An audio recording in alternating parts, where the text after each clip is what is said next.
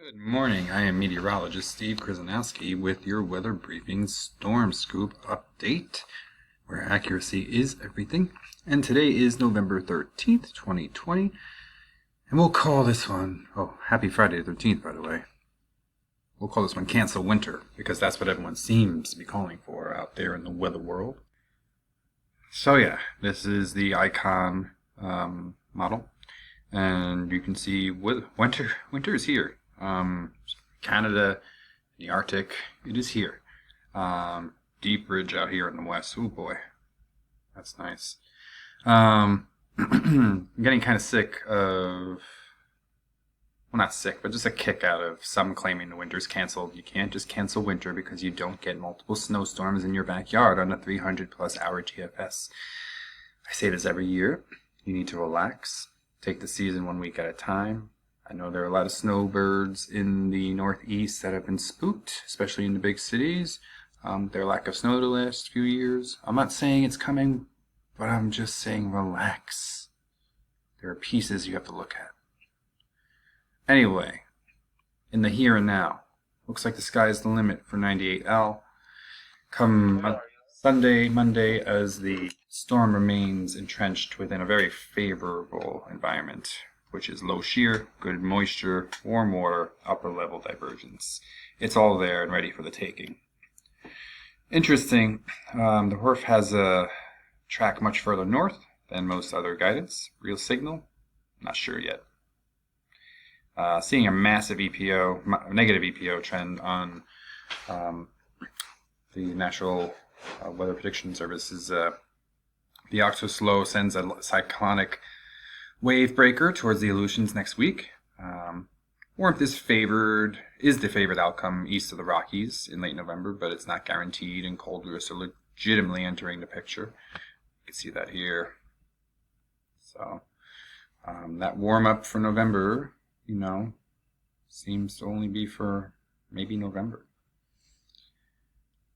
Alright, this was Eta, and definitely produced one of the weirder looking wind swath maps you'll ever see for a tropical cyclone. It's definitely all over the place. Again, one of those storms that just lasted forever. Spent some time updating this, the 5-day forecast cones in 2020. So these are all areas that have been in a forecast cone for a tropical system. The entire U.S. coastline has been covered, most for at least 5 days. Louisiana has spent over 3 weeks in a cone, and the Florida Peninsula was bumped up over the last week because of Hurricane Eta. So this is just, to see it that far inland is crazy. Alright, so the NHC is monitoring a broad area of low pressure over the central Caribbean Sea that's likely to become the new tropical storm Iota.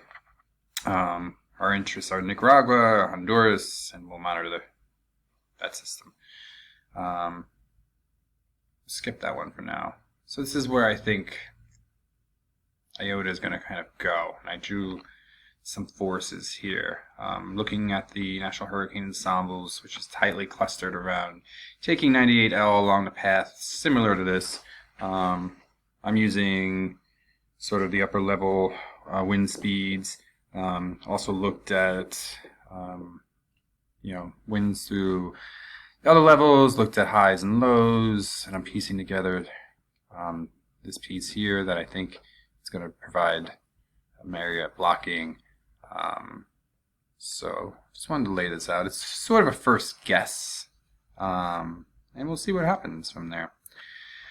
Finally, just want to bring it a little closer to home. We have some unsettled weather in store for the area in the Northeast this morning and this afternoon as the system pulls through, bringing some showers into the area. You can see a pretty good cutoff of the 30 degree where freezing was this morning. Yeah, winter is coming and the tropical season's still here, so weather has to kind of figure itself out as we go along. I am meteorologist Steve Krasnowski. Have a great weekend. This was Weather Briefings bringing you a storm scoop.